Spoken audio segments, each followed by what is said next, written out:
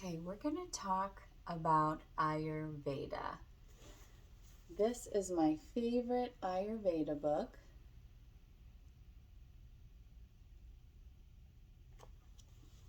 It really covers everything in a beautiful way. There's great pictures.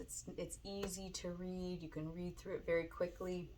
And I will be pulling out a lot of information from this video from this book. But Ayurveda, what it means is life science. So the idea of living in an Ayurvedic way is that you are choosing this preventative healthcare style of living where you are figuring out how to live in balance, okay? In balance with your digestion, with your spiritual life, with your mental health. And when you do this, then you don't get sick, okay? You don't need to go to the doctor because you're fine. So it's a beautiful thing, and what we're going to talk about in this video is what you hear about the most, which is the doshas. So there are 3 doshas in Ayurveda. There is vada, pitta, and kapha. Now, all of us are all 3, okay? We all have vada, pitta, and kapha energies within us, okay? But for most of us, there is usually a dosha that we are more like, or sometimes there's like a top 2 that are pretty close, okay? Now, what you want, the goal, is to be tridoshic, to be all 3 as balanced as you can. So, what they are, vada is usually a thinner, willowy framed individual. Vada is air, it's ether, okay? Pitta is more of a medium-bodied frame person, so an athletic frame. Pitta is fire and also has a water element as well in it. And the last one is kapha.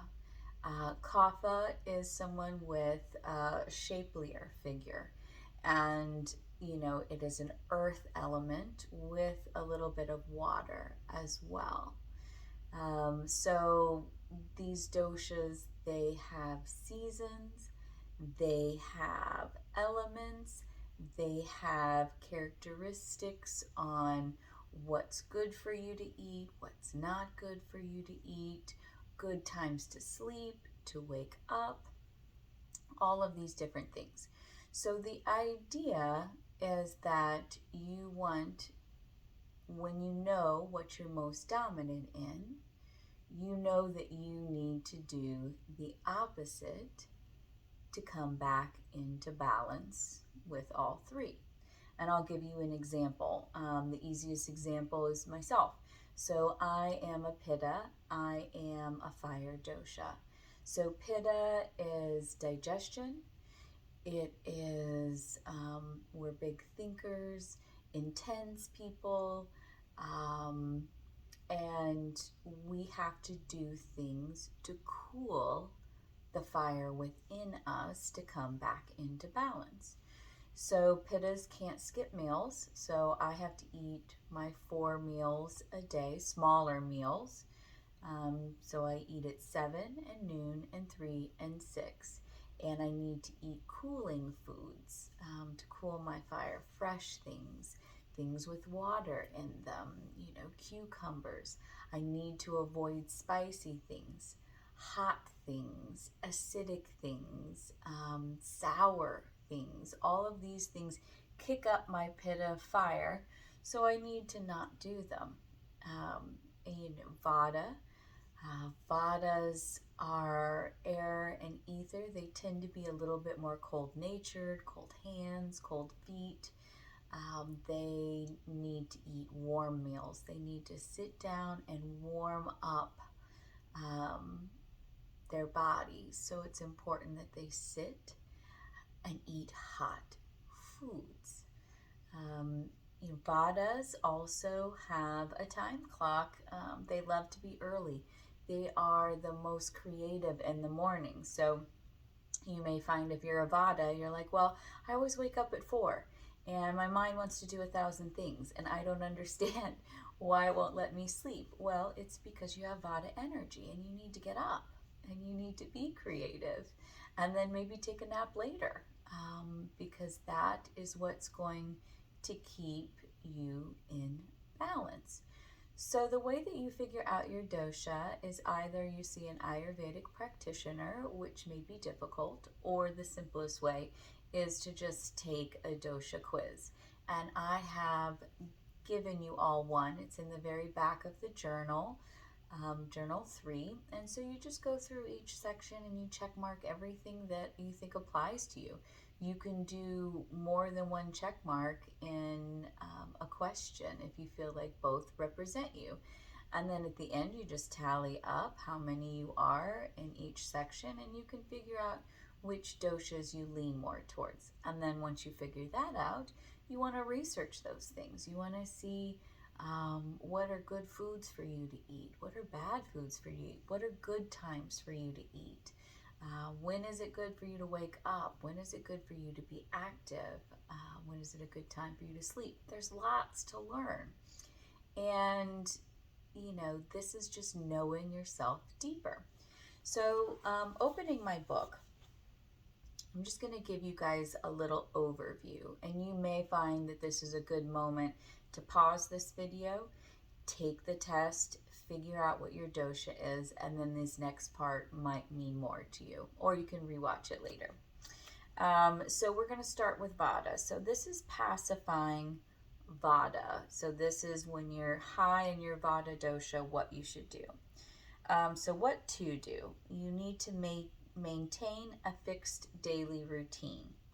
Relax regularly. Go on countryside walks in the sunshine. Spend time in quiet and contemplation. Listen to calming music and take warm baths. Sounds delightful. What not to do? Get too stressed. Eat at irregular times. Consume caffeine. Talk too much. Sleep too little.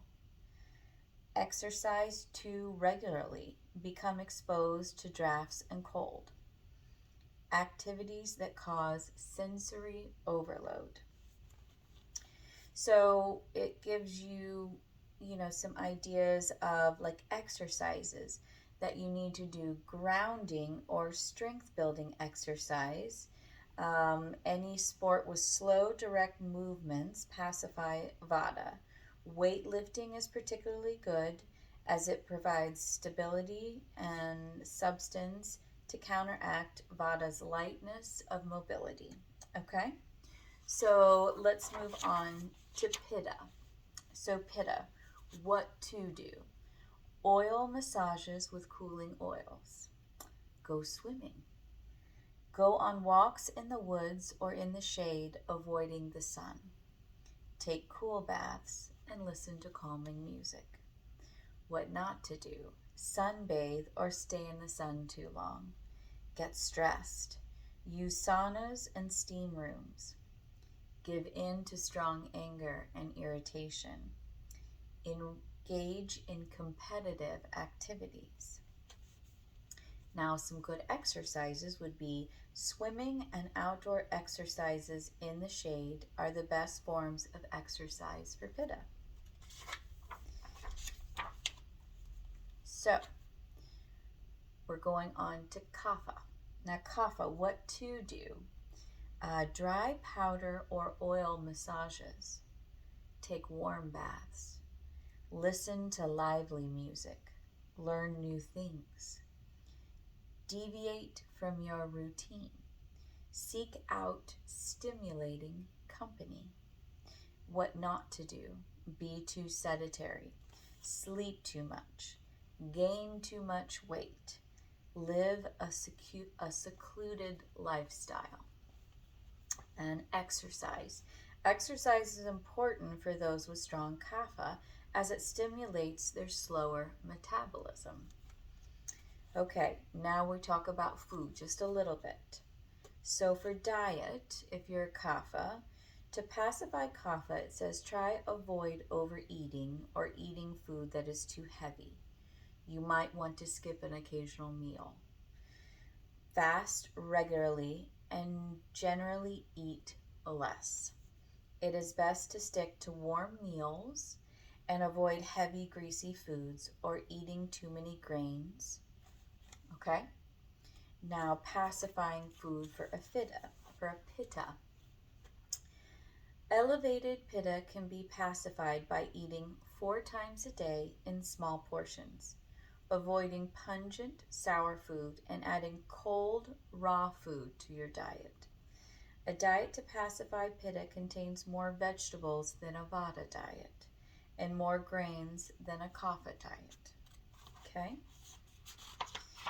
Now, diet for pacifying vada. Those wishing to pacify vada benefit from regular diet of warm, soupy food and only consuming drinks hot. A diet to pacify vada contains more fats and grains than diets for other doshas. Okay, so that's just a basic understanding that I pulled from this Ayurvedic book. So that should help you just kind of get an idea of what the Ayurvedic doshas is. There is a lot more to the science of Ayurveda. That's just a piece of it. So do your own research and enjoy.